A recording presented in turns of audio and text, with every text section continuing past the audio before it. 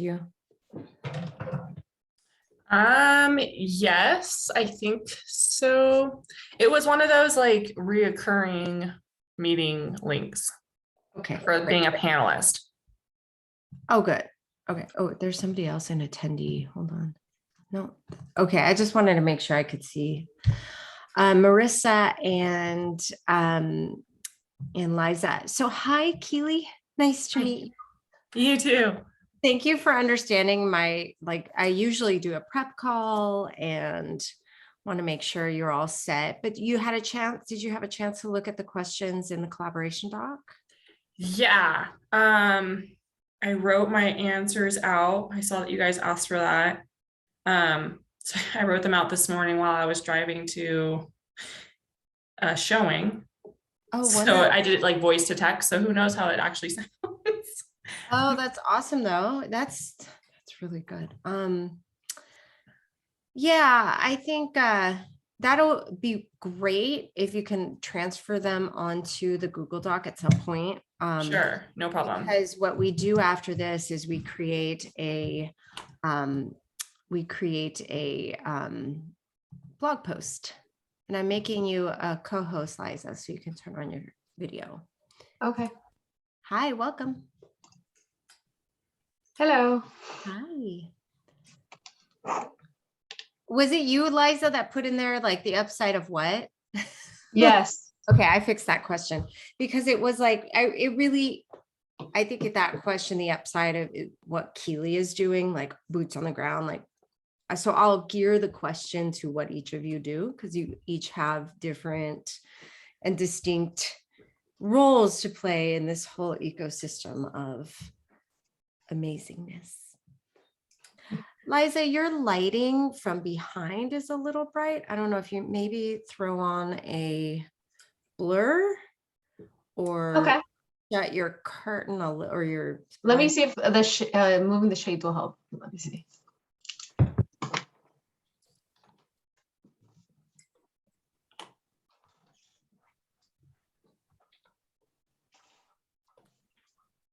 Oh, I see you already in there, Kili. Otherwise I'll forget, so I've got to do it now. I get it. I totally get it.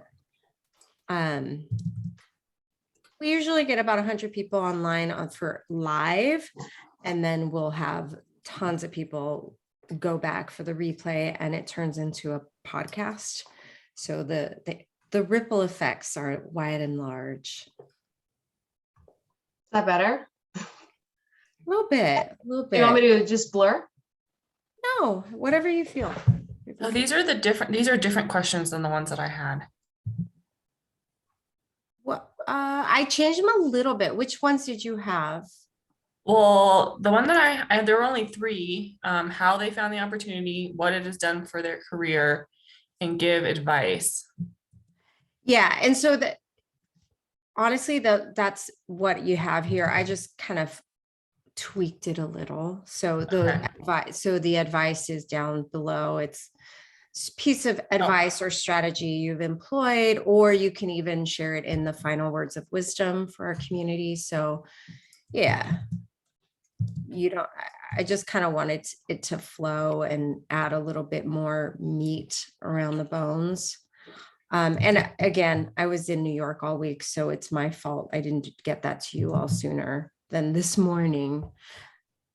Everyone's a professional though. Yeah, you'll go with the flow. It's very much a conversation. Liza, did you have a chance to talk to Marissa? I know Melanie said you were going to chat. I did not have a chance to talk to her. All right. Yeah, no worries. It will flow. So Kili, do you know Liza? No. Hi. Hi, Kili. Nice to meet you. You too. I read your bio. Oh, very impressive. You know me. Yes. So is it Kili or Kili? Kili. Kili. Okay. I'll make sure I say that right. And how do you say your last name? Rahbeck. Rahbeck. Okay.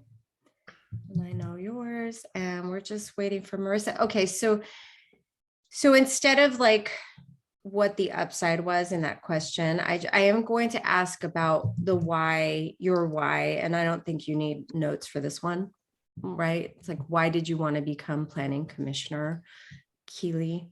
And Liza, I don't know how you want me to ask you that question, because I think what we want to focus on, I'd love to highlight you and your story, but also weave in what you want to get out of this, and that's inspiring more realtors to, you know, jump into public office or to take that leap. So you want me to, I'll ask you your why, Liza, and then it could flow into you and then that. Is that okay?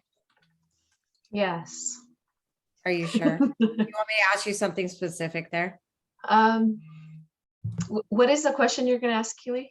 So, okay, so I'm going to just the flow, and we'll probably have to, wait, let me just make sure. Okay, no one's in the waiting room. I'll have to repeat this when Marissa comes on, so it's no worry. So I'm going to give updates, announcements, welcome everyone, give everybody a minute. It takes a minute for sound to get connected and all of that. I'll give a few updates, a little bit about this week, and then we'll go into the flow, and I'll, you know, kind of tee up the conversation with the, you know, brokers representing their communities in every community across the state of California. You know, the realtors embody what's, you know, the boots to the ground. And I'm actually just kind of rethinking what I'm going to say right this second.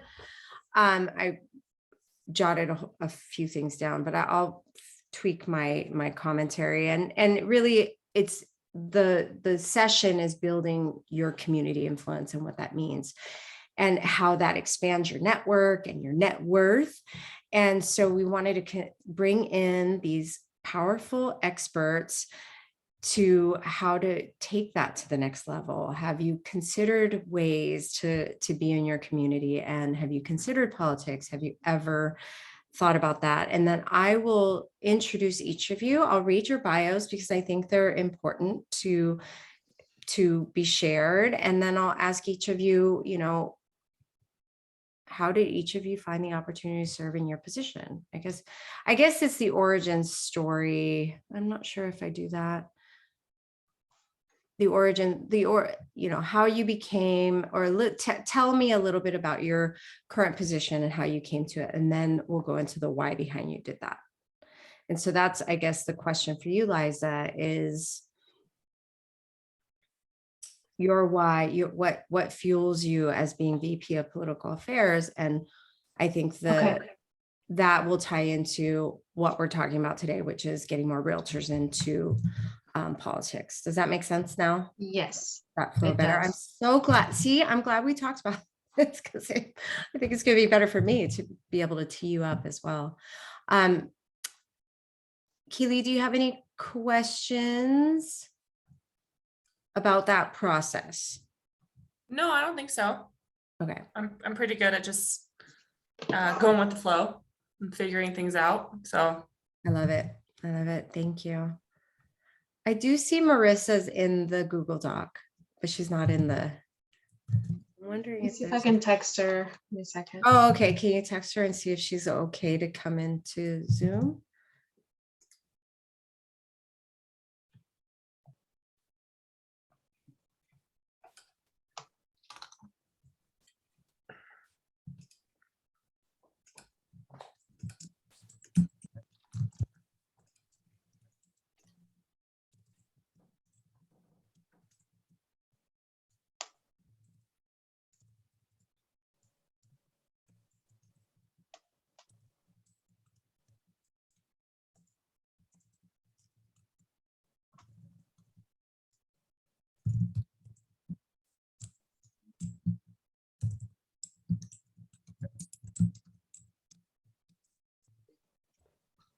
All right, I was just fixing that flow.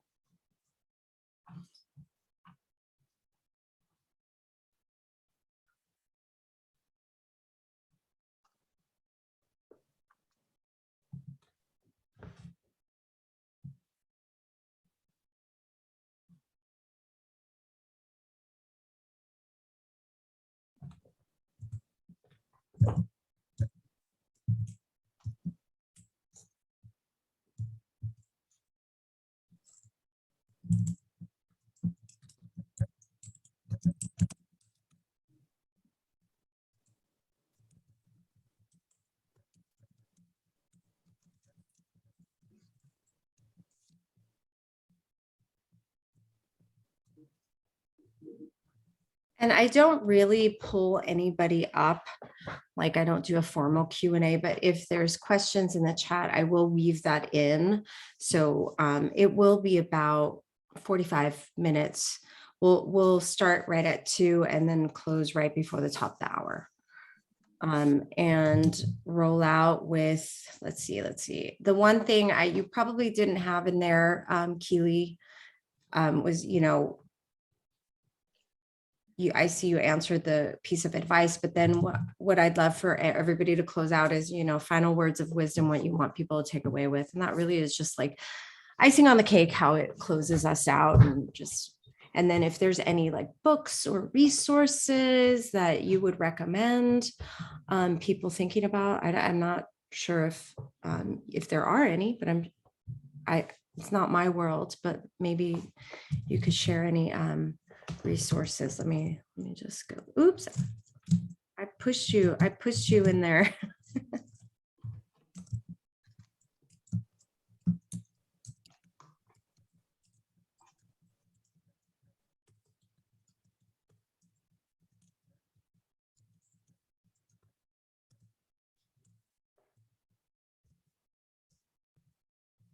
Awesome, thank you. All right, any questions, or you want to just take a look and see how that flows now? I think it's a lot better. There is a question about, wisdom about, and we talked about this a little bit, Laiza, for those who are not quite ready for politics, but still want to get involved, like maybe some baby steps or some first steps. I think maybe an awesome opportunity to say, come to Ledge Day next month, right? Yeah. All three of us will be there.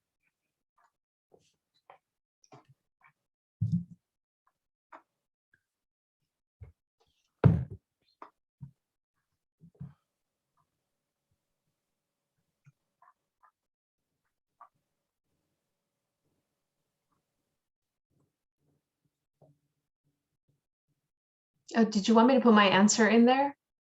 Oh, wait, did somebody start the broadcast?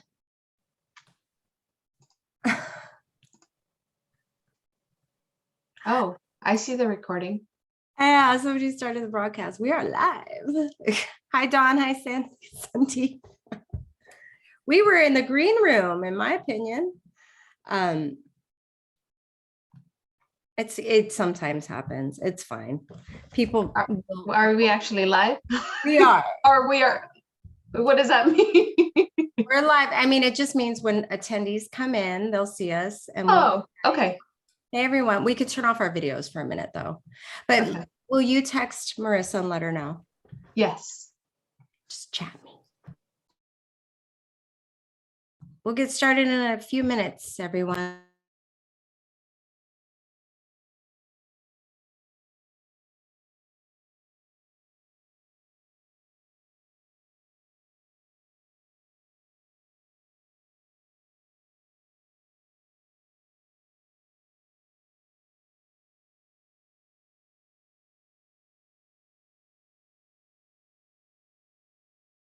Thank you. I'm used to Deborah doing this, everyone. So thank you for your grace. Hello, welcome again. Restart. I'm Sara Sutachan. I'm Senior Vice President at the California Association of Realtors. And today we have three amazing panelists. As we get started, I'd love for you to share with everyone where you're zooming in from and where you're calling from. And let's share your Instagram handle for everyone to get connected. Hey, Stacy. Hey, Teresa. Hey, everyone. All right. So I am going to tee this up, but before I do, I wanted to share a few quick WomanUP updates. We are launching WomanUP tickets. We are going back to in-person August 30th, 31st, and September 1st at the Huntington Paseo Hotel and Spa in Southern California. And we're dropping tickets on June 1st. I'd love for you to sign up on how to get that information in your inboxes. I fully expect we will sell out this year. It's the first time going back to in-person in 3 years. And so we're really excited about the opportunity to connect and love on each other as we did back in San Diego in 2019. So it'll be the first time we are able to do that in person. Speaking of Connect, we just spent a week at Inman Connect, New York. And a huge shout out to the Inman Connect crew, from Laura, Monroe, all the way down to everyone backstage, all the people that were supporting that event. It was fabulous, fabulous event. Lots of content, lots of hugs, lots of amazing connections being made. And they are always supporting C.A.R's WomanUP. And we had a powerful session on Wednesday. We started with the importance of women leading conversations in DEI and how important that is, and the power of delegation. So we closed that out with a fabulous WomanUP meetup.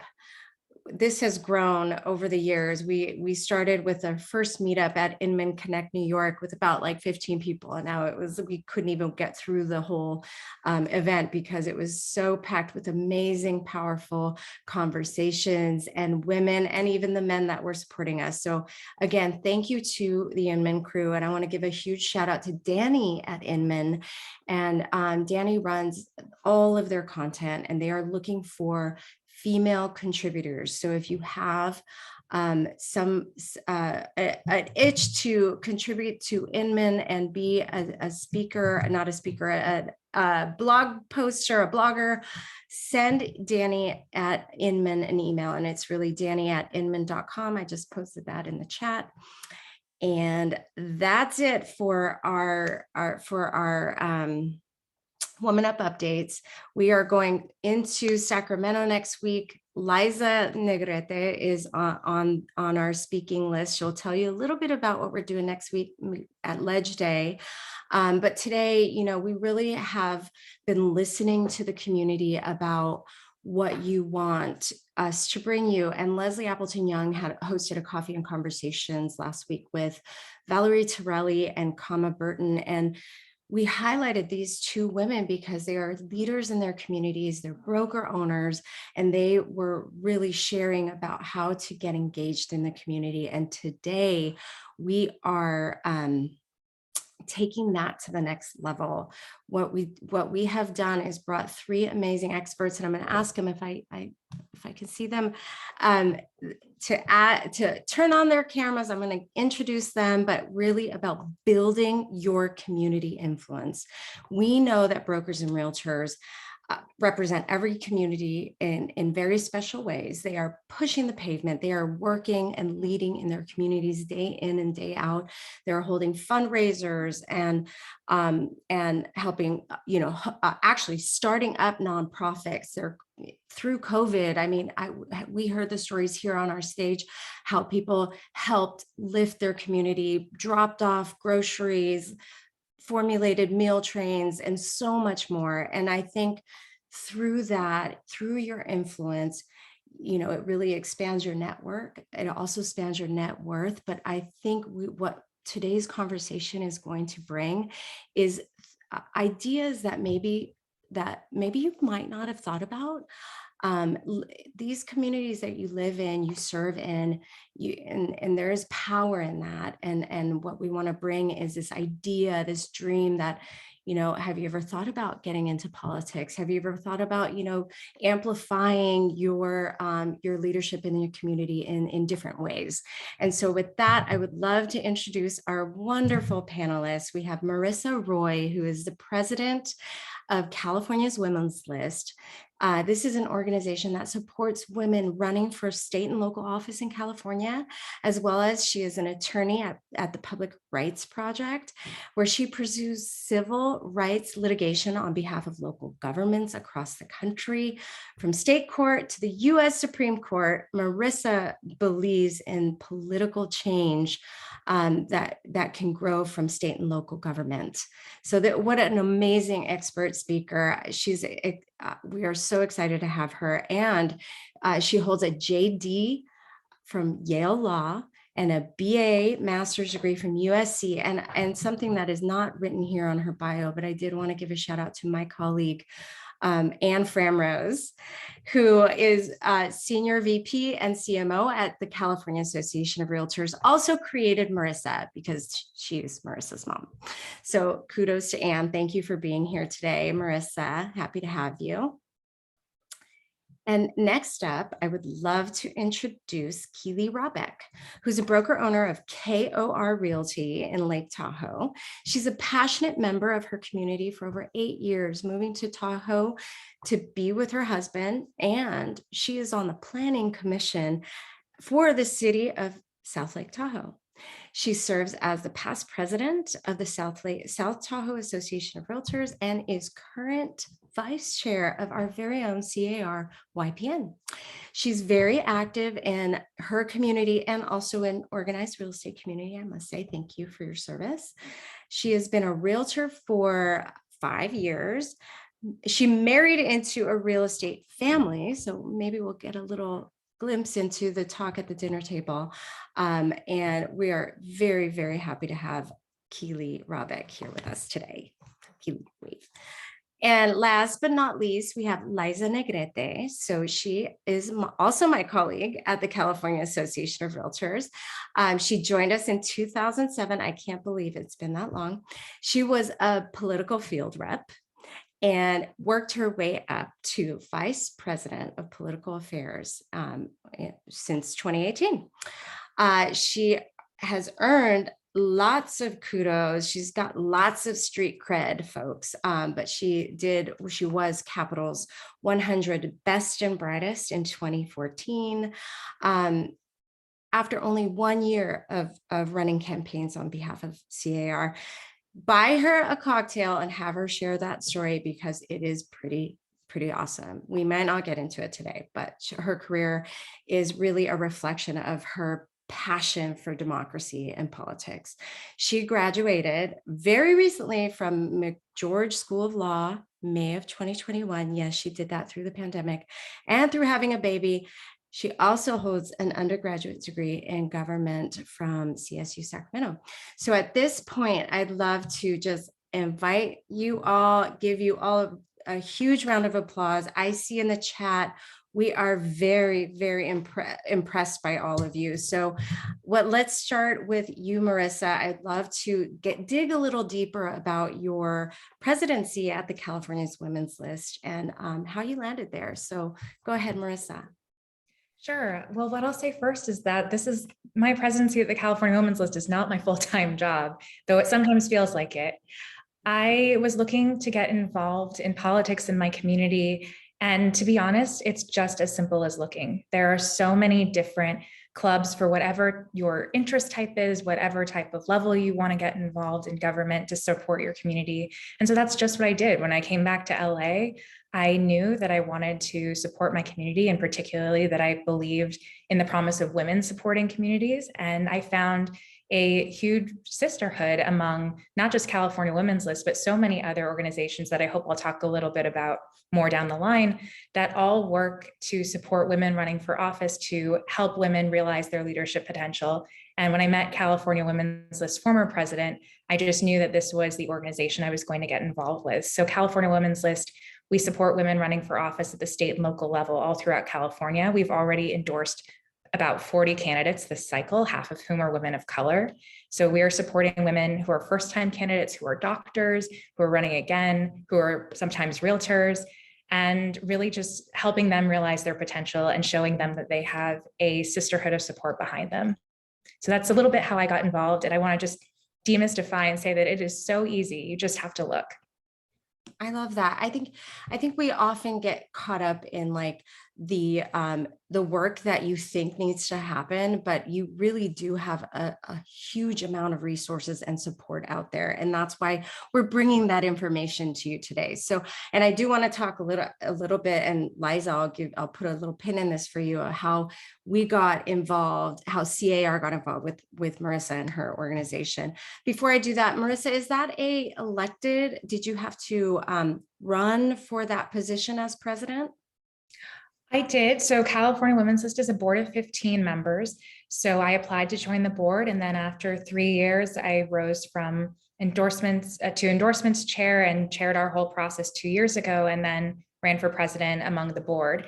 So it is a quasi-elected position, but it was an application to be part of the board. And actually, you'll see a lot of these Democratic clubs. It's not unique to California Women's List. You simply have to apply. They're hungry. They're looking for anyone who's going to be engaged. And if you put in the time to be engaged, then you naturally will rise up into the leadership positions. Wonderful. Thank you so much. And thank you for being here to share your wisdom with us, Marissa. Kili, tell us a little bit about you. And you know, I mentioned this in your bio, but you went for it. You are planning commissioner in your community. So tell us a little bit about that and why you did it, and what that entails, because also you are a full-time realtor. Yes. I love what Marissa said about you just have to look, it's there. Because I come from a really small community. I think there's about 26,000 full-time residents. And we have a couple chambers of commerce. And what one of our chambers of commerce does is a program called Leadership Lake Tahoe. So when I was working for Boys and Girls Club prior to being in real estate, it was actually the year I quit to become a realtor. I was involved in this program. And so every single month we'd get together and we'd learn something about the community.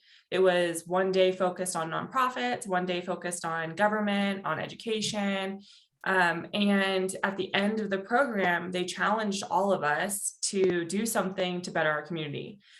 So I looked around. I was already part of the nonprofit community from being Boys and Girls Club. And I was just getting started in my real estate career. And because my husband is a structural engineer and his dad's been a contractor, all we did was talk about zoning and building codes and all sorts of things. So I just opened my eyes and saw that there was a planning commission seat open right around the time that I had finished this program, because a couple of the commissioners had moved out of the city. So it was just kind of one of those things, the door opened and I was standing right there. So that's how I started. And that was, I think it was about 4 years ago now. And so I've been on the planning commission for this is my third term. The first one was a special term. It was only for about 6 months. And after that, I was hooked. And ever since have been running every 2 years when my seat is up. And it's an elected position by city council. So I didn't actually have to run against, I mean, you run because other people are applying as well. But the city council is the one that elects us. So I didn't have to do a full campaign, thankfully, because I don't know much about that. Well, what an amazing segue into Liza's role at C.A.R. And so let's talk a little bit about, you know, what you do, Liza, and the resources that we have for realtors who are like Kili, just kind of thinking about it. Sure. So I'm the Vice President of Political Affairs here at C.A.R. So that means that my job is to focus on making sure that the members understand how important it is to be involved in government and advocacy on behalf of their industry. That also includes helping to get realtors to run for office, engaging our members in local community activities, helping them feel comfortable with showing up either at their local elected's office or at our legislative day, which is happening next week in Sacramento, and talking to them about the issues that they are experiencing as they're helping buyers and sellers in the homeownership process. And so really what I see myself doing is bringing government to the members and to make sure they understand how it works and handhold them through that process. And I love it. A little follow-up question to that, Liza, is like, you, in your bio, you are passionate about democracy and politics. And I would love for you to like dig a little deeper on the why and why it's so important for realtors to consider this as an option. Sure. I'll start with a little bit of the why in my personal case. And the why actually goes back to me being a child in the early 90s in downtown LA when the Rodney King riots were happening. I was glued to the television as I continued to see the beating of Rodney King. And it was very disturbing as a child. And I remember thinking when I saw that video, somebody in charge doesn't know what they're doing. And that really prompted me to question authority and who's in charge and who's doing what and who's making the decisions throughout my process in life and education. And when I got to college, I was a very angry person because I didn't like anything I was seeing out there. And in my introductory government course, I talked to my professor and he said, you know, you should really consider a career in government. I said, I can't. I hate government. I hate politics. And he said, the reason why you hate it is because you're paying attention to what's happening. And I'm sure right now with everything going on in politics, there's probably a lot of people that feel discouraged by the decisions that are being made, by everything that's going on and how everything that, you know, the people in charge do impacts our lives. But I will say to you that precisely that's one of the reasons why you want to get involved. And I think once you do get involved, you realize that your voice and your involvement really makes a difference. And oftentimes, you know, you find that there aren't as many people as you think involved in politics. And so really your voice is really amplified in what you think is very important. Also, as a realtor, you have a very unique perspective of the community you live in because you know where people want to live, you know why they want to live there, you know the things that people want in a community. And with that insight, you can use that to run for office and help make better communities. I love that. I love that. I wrote it down. I'm taking notes too, because this is pretty educational. And I will say I think that's a common reaction when you talk about politics. Oh, I don't want to get into that. Like, no, that's not for me. But it really, I mean, it is such especially for our community, for realtors, it is such a easy transition. And we'll talk more about that. But Marissa, I'd love to hear a little bit about, you know, the why. You know, this is all about building our influence. And I'd love to hear a little bit more about your why and why you decided to take this leap into building influence for California's women's list. Yeah, well, I think actually just segueing from what Liza said, my life experience, I think everyone's life experience, if you think about it, we're all political. I strongly believe every single one of us is political. We all live on this earth. We're impacted by climate issues. We walk in our neighborhoods. We see the challenges facing them. As women, we've witnessed different assaults on reproductive rights. We know that there is a gender pay gap. We know all of the different legal barriers that can exist for women. So we are political. The question is whether we want to be engaged and whether we want to be part of the process to stand up for ourselves. And that was really what drove me, is that I began to realize how every day people were talking about issues that could affect me personally, my family, my community. And I wanted to lend support in helping to fix those and helping to be part of the solution. And I think what I realized also when I was volunteering, sorry if you're hearing the pinging. Yeah, we forgot to say, put on your do not disturb. I didn't do that shortly. I think what I also realized in the course of being a lawyer and serving in my community is that there's so many people who focus on politics at the federal level. Everyone knows who the president is, but very few people know who their council member is. And yet it's the council level, it's the city level where a lot of this change is happening. When the pandemic started, sure, we had on high different federal mask mandates, things like that, but it was the local governments trying to figure out where are they going to set up an emergency COVID test site? How are they going to be able to ensure that community members that don't have access to testing or vaccines can get them? How are they going to reroute transportation and make it safe? That's all happening at the local level. Everything that we feel happens generally at the local and state level. And so that was the level that often seemed most impactful and most neglected. And so that was really why I wanted to get involved with an organization that focused very much on community. And every single day, whenever I meet a woman who's running for local office, and I just met one the other day who really stays in my mind. She's running for LA City Council District 5, and she's a land use lawyer, and she can tell you the different cross streets in her district and what's happening at them, and which street needs to be fixed and how she's going to do it. And she's worked at the county level, and she can tell you about navigating the bureaucracy between city and county. And she has big, bold ideas. And she started the county's first Office of Sustainability. And I remember meeting her and thinking that we're so often told that bold, creative ideas and somehow political savviness are mutually exclusive, that we can't choose someone who can be creative and can lift up our communities because they won't be able to get things done.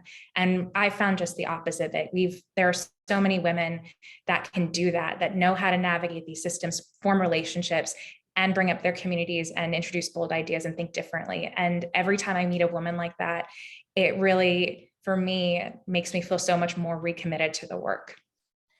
That is so beautiful. And all of these things are, kind of rolling up in my mind, because everything you just said about politics is kind of what realtors do on a daily basis in their neighborhood, in their communities. They are, as I said, through COVID, they were, they set up like who in the areas is, shouldn't go outside, needs to be, brought groceries. So we've shared these stories, right? Like, this is taking what you already do in your own neighborhoods to a broader level with the resources and amplification behind it. So I love that.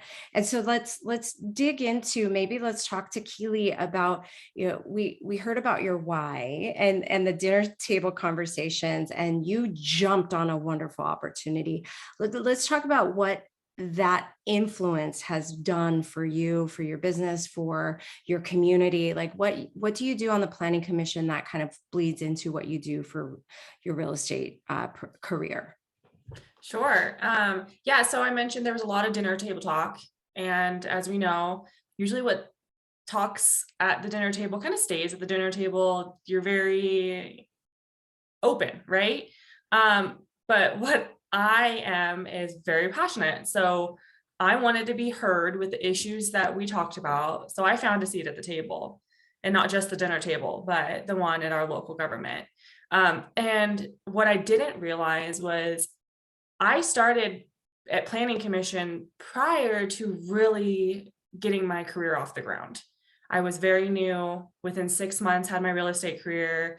Not much was happening. I was doing a deal here and there, just trying to get by and make money. But what I didn't realize was that everything that I learned in my community at the local level just helped me in more ways than I could ever imagine with my clients. I am kept up to date with everything that is happening in my community. I can teach people that are wanting to buy land and build on how to do that, where to do that, why you should get into certain investing in our town, and things that I think as a realtor, it's very just short and sweet. Here's the land, you can build on it or whatever. But when I talk to my clients about being on the Planning Commission, and last week we had a meeting, and we're actually, these affordable houses are coming in this neighborhood, which is going to bring in more grocery stores, and it's going to bring in more jobs for this area and this, and people are going, wow, like, how did you know all that? Well, we have in Tahoe 4 different counties, 2 different states, a federal government entity on top of our state, county, and city. So there's more than just, one website to look at. I have 10 websites to look at to kind of figure out things. So just being on top of things has really helped me to continuously teach others whether it's my colleagues, other realtors, or people that want to invest in our town. I love that. And there are resources out there too. And Anne Framrose just posted in the chat about the our Center for California Real Estate. We're offering members a free program. And Laiza, you can probably share this as well, that, about how to get involved in local politics. And it's the resources, and what you're hearing from Kili is that you get to learn, you get a different perspective, and you get a different knowledge, foundational knowledge that will only help in your day-to-day, right? And also let's not forget that it does help feed the soul if it's something that you're passionate about. So thank you for sharing that. One of the things that our community loves to honor, because we know that the path to success is riddled with challenges, right? But those challenges are always opportunities for learning and growth. And so I'd love, Marissa, let's talk about maybe some of the challenges that women face. And it could be your challenge in particular, as you have experienced this on both levels, and how you overcame them. Yeah, I think I'll start with my personal story, but I think it's very shared. When I was a deputy city attorney in the affirmative litigation division at the LA City Attorney's Office, which is the division that's responsible for suing companies that are breaking the law, doing anything unlawful or unfair, I was the only woman in that division. And that coincided with the Weinstein Co's, the revelations about sexual harassment at the Weinstein Co. and the board cover-up. And I remember desperately wanting us to bring a civil lawsuit against the Weinstein Co. And I had to convince 3 levels of men that this was a valid case. And it's not that they were not allies, but they just didn't understand. And so they had trouble thinking about bringing a case against a company for one man's conduct. And I kept trying to explain that the board had known about this and it had been swept under the rug. It was the board and the company were responsible for creating a culture of impunity, and that these are not just a couple of bad apples, it's about a system. And I wasn't able to explain that to someone who hadn't lived that experience. And I think particularly at that time, for a lot of people who really were hearing about these experiences, or for the first time maybe. And I remember being so discouraged by that, and changing one very small and fundamental thing I did each day. Every day I would walk to work through the streets of downtown LA, and I would walk in the door of the LA City Attorney's Office. I would greet the division head, and he would always ask me, we would have our little morning chats. And after that, I started telling him about everything that happened to me on the streets of downtown LA in my mornings. Every time I was yelled at, every time I was harassed, every time I had a story from the previous night walking home.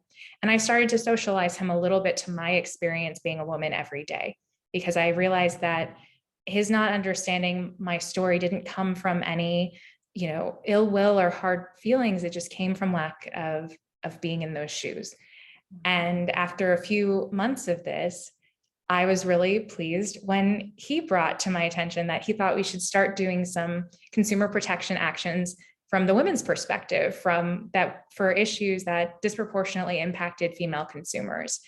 And I was really thrilled that just socializing him to that experience got him thinking in that way. And I think it's a huge challenge that I think women face in general, is thinking about how to communicate those experiences in a way that doesn't demonize anyone, that really brings them along and tries to bring them in the conversation and share, so that we can have a shared foundation to build on together to address these issues, and to realize that we have to bridge our understanding. And so that was a challenge that I overcame. And I think it's a challenge that a lot of women face when they're trying to communicate why it's so important to have women at the table, because without us sharing our experiences, we don't get legislation and we don't get community action that mirrors our experiences. And again, it's not necessarily because it's intentional. It's just because people don't know to think in this different lens and perspective that we uniquely have. And so it's so important to try to bring that perspective as much as possible. I love that. And you see the alignment that we have. This is what WomanUP is all about, because what we know is that women make up the majority of the real estate population, the realtor population. But when you look at the heads of firms, it's really, there's a lot of men at the table, right? And it's not about this being a zero-sum game. We want all women all the time. No, it is really about the diversity of thought and knowing those shared experiences, understanding the different perspectives that everyone brings and that are valuable to come to a better outcome. So I love that. Thank you, Marissa. That was awesome. Kili, what about you? Like, what challenges did you face along the way? How did you overcome them? And what was the upside maybe? And let's dive in with you. So I think one of the hardest things is being in a small town. I'm constantly thinking of, what do people think of me? How's it going to affect my career, the way I vote? And that was the biggest hurdle for me to get over, was I needed to stop thinking about me and started to think about my community. How is this going to benefit my community? How is this going to benefit my family in the broader spectrum of my friends and my future family if I ever have kids? And so I think that really holds people back with going into politics, because they're afraid of what other people are going to think of them. As I mentioned, very, very small town, 26,000 people. I'm married into a third generation family that, born and raised in Tahoe. So I'm considered new Tahoe and they're considered old Tahoe. I want to change everything because I want to continue on the up and up of this path, coexist with tourists, not kick them out. And you talk to some people that have been here for generations and they remember Tahoe and it was here when, the streets weren't packed with people and we could go to the beach whenever we wanted and all these different things. And so there's this tough balance that I had to overcome of making my family happy, the people that have been here forever and who they know, and then making my community happy. So there was that big battle, and just the biggest thing I learned was to stop thinking about me. And this was all about the community. This was all about how I can benefit as everybody.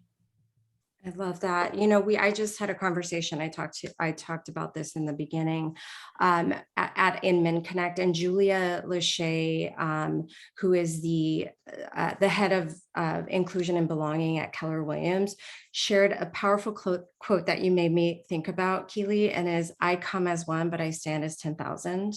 And it's Maya Angelou quote, and it really is about the power of service to your community and flipping the switch behind, this is not about me, right? It's really not about me. It's who I serve. It's what I'm doing to not influence my community, but make my community better. So that's a powerful lesson, Kili. Thank you for sharing that. Laiza, let's talk about, let's dish on C.A.R. challenges. No, I'm kidding. But what are, some challenges that you faced maybe, or even that women that you've come across in their rise to public office? You pick.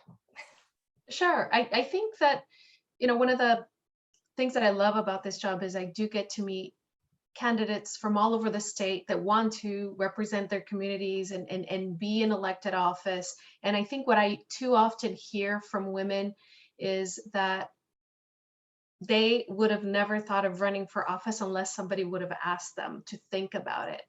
And so, if you're watching today, I'm inviting you to think about that. I think that politics is as diverse as people are. And if you get involved in politics, it doesn't mean you have to be an elected official. You could be the successful realtor who's selling tons of houses and showing up and supporting people like Kili or Marissa and writing them checks so that they can do the work that they want to do in their communities, because that is also very necessary. You can be someone who volunteers in a campaign. You can be part of the different groups that show up and help talk to your neighbors about why issues or why a certain candidate might be the best person to lead. And you know, when I meet women candidates, I often see the insecurity and the fear that they might not belong, or they don't know enough. And I would say that you do know enough, and you know, everything that you do prepares you to be present in your community. And so I just want to say that to all of you listening, that you have the ability to lead your communities because you are already part of them. And politics really is just another word for people. It's the same thing. I love that. So is that in particular to women? Is that like something that women don't think about it until, or is it everyone doesn't think about politics until they're asked? Oh Or is no, that a female men trait? are jumping. Yeah, men are jumping at the Thank you. opportunity to lead and be elected and take all the positions. But I can tell you that I've talked to many women who are running for local elected office this year. Some of them realtors who, if they were to get elected this cycle, they would be the first woman to get elected in their city council. So despite the fact, you know, a lot of progress happens in, you know, maybe bigger cities, there are still a lot of towns in California where women have never been elected to local office. And so every person counts and can make a difference. And let's dive into what you said earlier, that you're writing checks. Tell us about that. Sure. There's a saying that, you know, says money's the mother's milk of politics. And there's a lot of negative connotations to that as well. You know, a lot of people say you need to get corporations out of politics. But money is a powerful tool. In fact, it is, you know, something that we use very powerfully in this country, particularly to express what we care about. And so when I meet candidates who are running for office, how much money they raise and where that money comes from, meaning have they raised it from their families, friends at network, as opposed to writing themselves a big check, really matters, because it really is a measure of how well their message is resonating with the community. Wow, that's powerful. And there are resources out there, like C.A.R. is one if you're a realtor that is interested in running, right? Yes, absolutely. Marissa works with a great organization that helps women who have decided to take that leap to run for office.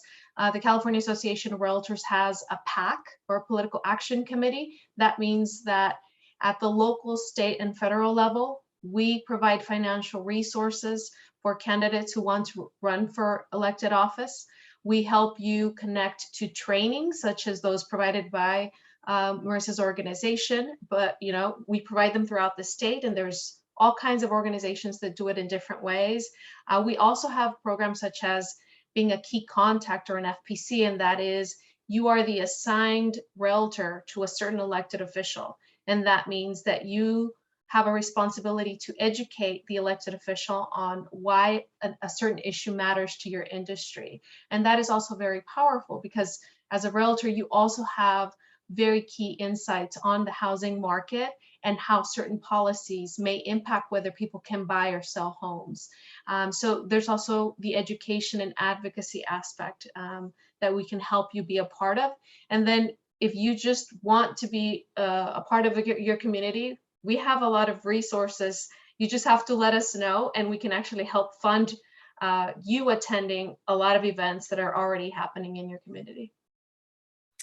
Well, okay, so know that there are resources, know that we will absolutely be sharing these resources in our post wisdom session blog article, and we'll be able to get in touch with, you will be able to get in touch with all these women. But I do want to, I want to kind of hone in on something you said, Laiza, and it's haunting me, because there's still in 2022, no women in office in I don't know how many hundreds of years, right? And so what else is holding us back? I mean, Marissa, you have a really unique perspective to this bird's eye view, if you will. What does hold us back, and maybe some ideas for overcoming those? Maybe it's negative self-talk, or us saying we've never thought about it, right? I mean, that's a common female trait. Well, it's a complex issue, but I want to highlight some stats actually from the bird's eye view. We have 120 legislators, and less than a third are women. Still, it's been a stubborn 30% for the past few cycles. So that's the state level. You have Los Angeles. We've never had a female mayor. We've never had a female city attorney. We have about 20% of our city council is women. Fresno, there's no women on the county board of supervisors. The one woman who was on the city council has just termed out, and out of a crowded candidate field to replace her, there's only one woman. And if that woman loses, there will be no women representing the city and county of Fresno. So just some stats to really show that this is a very live issue throughout our state at the local and the state level. I think that it's a really complicated thing to answer because there are so many different barriers, and there's so many ways to look at it. There are the fact that I think women don't see themselves in these offices, so they need to be asked. They're not thinking about themselves as groomed. I had the pleasure of talking to Council President Nuri Martinez yesterday, and I'm going to steal this from her and give it to everyone else. She likes to say that men wake up in the morning, put on a suit and a red tie and gel their hair and think they're ready to be president.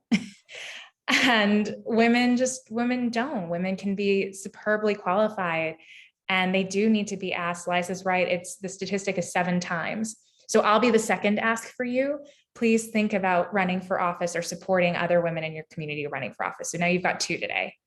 But the barriers are that for such a long time, because women have not been in these systems, there are not the same networks and old boys clubs that help counteract that help provide the first seed money, that provide the mentorship.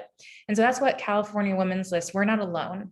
We're a network of about a dozen or so organizations that support women at different parts of this process, whether you want to get training to learn how to run, whether you want to be on a board or commission and that's how you want your leadership to show up, whether you want to be in the space where you want to support other candidates, even if you yourself don't want to run, but you want to be part of that movement. There's so many groups that we've had to build to counteract that, to create our own networks, our old girls clubs, I guess. So that's really the way to counteract this, is not by taking yourself out of the picture just because you don't see yourself there, but actually leaning in and bringing other people in with you and building those communities as much as possible and looking for the other organizations that are doing that work too, so that you can partner with them. It's all about making sure that we're not the only ones in the room, that we step into that room and we bring 10 people with us. And if I can add to that, Sarah, Please. I think,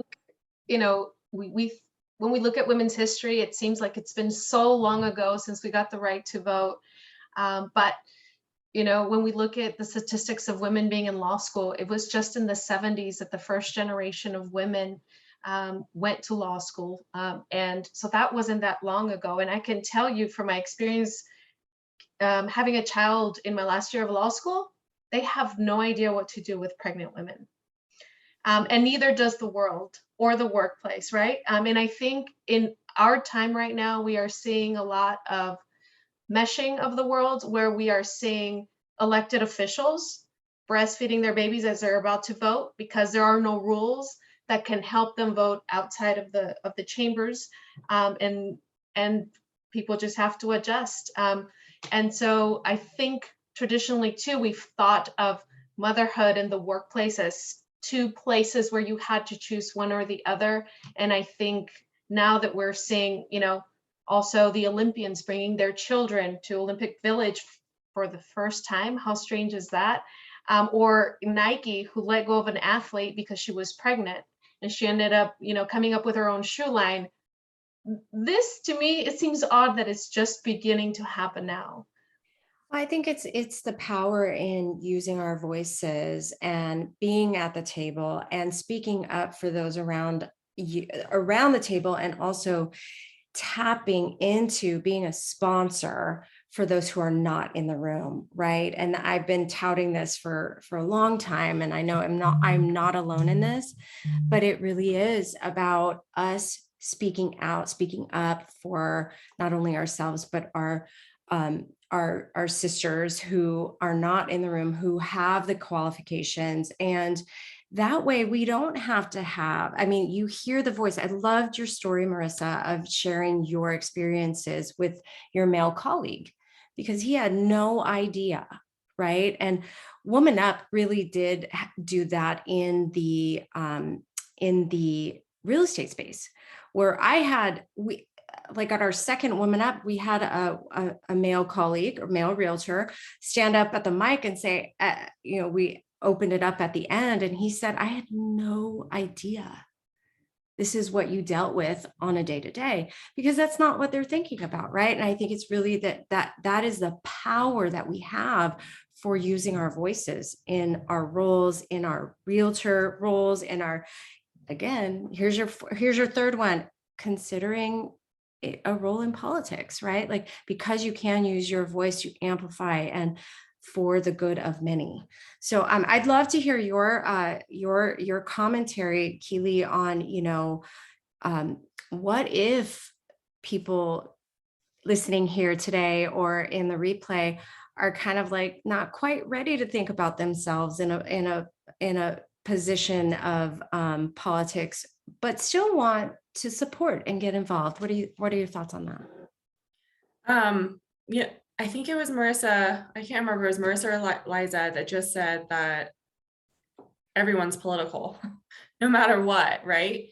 And so it's really just changing your perspective on that first and foremost. If you're not ready right this second, that's okay. But I encourage everybody to start somewhere. So find your passion in your community, where whatever it might be. Find a nonprofit that you really like. If you really like dogs, go and volunteer at the Humane Society, because it's going to open up your eyes to see what your community really needs. If you go to the Humane Society and there's 50 volunteers there already, you're going to realize my community doesn't need me here. Where does my community need me? And maybe that's cleaning up your local dog park that's owned by the city. Guess what? It's owned by the city, which is political. So, there's so many different things where we're in politics no matter what, because of being alive on this earth, as you mentioned. And so just starting somewhere and finding your passion and doing it once a quarter, if that's all you can do, then try for once a month. And if you can do once a month, guess what? You can do a planning commission meeting, because most are just once a month. And if you can do twice a month, okay, well, guess what? City council's about twice a month. So you realize you do have the time, you have the effort, because you can do it. And just starting small is one of the biggest things that you can do, is just starting somewhere. I love that. And anything to add? I think we kind of covered some of that, Marissa and Liza, but if there's anything, just unmute and chat, like jump in. Yeah. So I have one thing that I really want to tell everybody. I am young. I am probably the youngest person that's ever been on planning commission for my city. I was the youngest president at the Sutachan Association of Realtors that they ever had.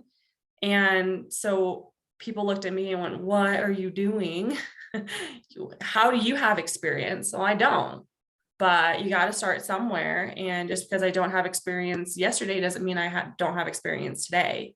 And the best thing that I found was the C.A.R. family. It was the best resources are the people that I surrounded myself with. When I go to C.A.R. meetings now, I know people. It's really cool. When I first started going, I stuck to my Sutachan Association of Realtors because I didn't know anyone. And I learned that the best resources are at my fingertips. They're my C.A.R. family, my local association.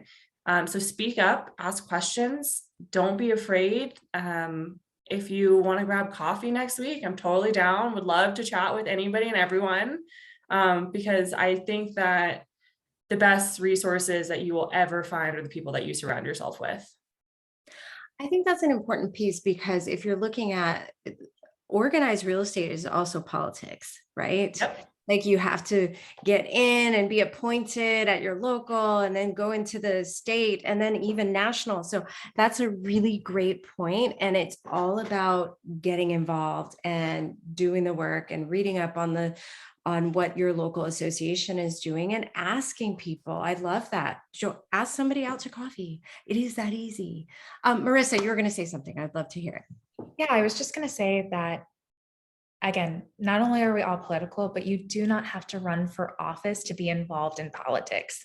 Liza and I, and Kili did run for office, but Liza and I haven't run for office, but we're very involved in politics. And the way that we're involved is by staying apprised of the issues and supporting people and supporting candidates. And maybe someday we'll run. Liza, I hope you run for something someday. But just know that you don't always have to, if running for office sounds like it's daunting and it's just something you don't want to do, it doesn't mean you can't, that your involvement stops there. You can get involved by supporting the other women who are running for office. It's as simple as every $50 check matters, but even more than that, volunteering on the ground matters, because especially at these local levels, it comes down to hundreds of votes. And it's really about volunteering and knocking on doors. I was just knocking on doors last week for a candidate who is running at the city level. And that also, I know, sounds scary. I have taken so many friends who that sounds absolutely terrifying to. And actually, I've always had positive experience. No one has, knock on wood, yelled at me yet. Generally, they're really happy that you're coming to talk to them and hear their thoughts and engage with them and tell them about this person who you believe in who's running. So whether you're attending a fundraiser, whether you're volunteering for a candidate, or even you're just giving monetarily, that helps. And that's part of the process, is starting to learn a little bit more about who is running, who aligns with your values, who inspires you. And then giving, if it's just one weekend a month, one weekend morning, these are 2-hour shifts a month, that is incredibly helpful. And so just knowing that to be political, you don't always have to necessarily run yourself. There's so much support you can lend. And I don't know if this is the time when we'll talk about resources, but one resource, if you're interested in the volunteering aspect, California Women's List is launching its volunteer program next week. We're going to have 4 of our favorite candidates, so you can RSVP. It's free to just attend and hear about what we offer. The California Women's List isn't the only one. If you're interested in trainings, Emily's List and Emerge, those are the top 2 for trainings. If you want to know, and I'll type this when I'm done speaking, if you want to ever serve on a board commission, California Women Lead is really helpful in giving them mentorship and training for women. And again, if you want to connect with and engage with female candidates, that's where California Women's List comes in, is we'll connect you with candidates in your area and help you engage with them. So just know that there are lots of ways. We hope someday that all of you phenomenal women take leadership in a lot of different ways. There's a lot of way to volunteer for campaigns too. And actually one more I'll mention is that in addition to doing the door knocking, I've lent a lot of volunteer expertise. And I think this is particularly great for realtors. Candidates need help writing their platforms, and they do not understand housing. You have no idea. This is where I will out my mom a little bit. I was advising a mayoral candidate, and I had to ask her so many questions about affordable housing and how that interacted with the city and county level. She basically was also volunteering for this mayoral candidate.